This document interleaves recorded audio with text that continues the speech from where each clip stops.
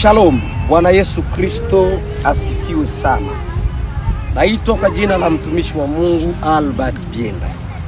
Niko hapa kukupa karibu kwenye mpango wa maombi maalum. Maombi ambao kwa kawaida yanafanyika mara moja tu kwa mwaka.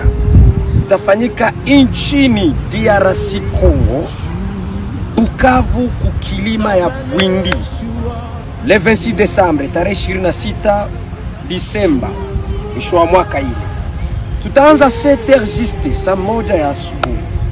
Mahali kokote ulipo, kokote dunia yote, ukiona hii video karibu tuombe Mungu tuone atafanya nini. Wakati jana tumekuwa na watu toka Marekani, Uganda, Jumbura, Tanzania, Kenya, Kinshasa, na tulimwona Mungu ametusaidia. So ukiona hii video nawe jiunganishe pamoja nasi. Tuone Mungu atafanya nini.